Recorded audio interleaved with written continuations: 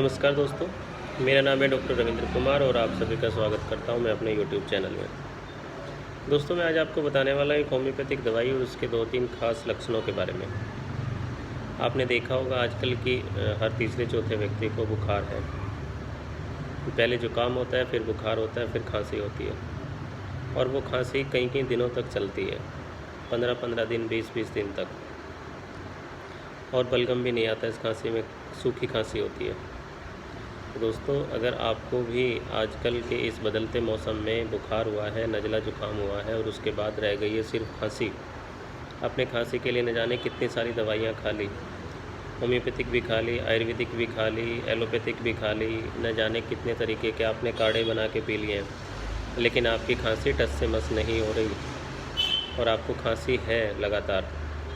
खांसते खांसते कई बार बहुत बुरा हाल हो जाता है, कई बार सांस भी फूलने लगता है और आपको ऐसा लगता है कि कहीं मुझे अस्थमा तो नहीं हो गया।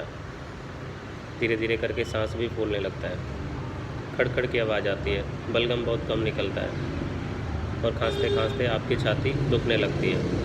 दोस्तों, मैं आज आपको बताने जा रहा हूँ एक होम्योपैथिक दवाई जिसके लेने से ये सारी तकलीफ़ें दूर होंगी आपकी। यरबा सेंटा मदर टिंचर आप लेंगे, SBL का या जर्मन का, किसी भी कंपनी का आप ले सकते हैं, और 10-10 बूंद आधे कप गुनगुने पानी में खाना खाने के बाद दिन में 3 बार लेंगे।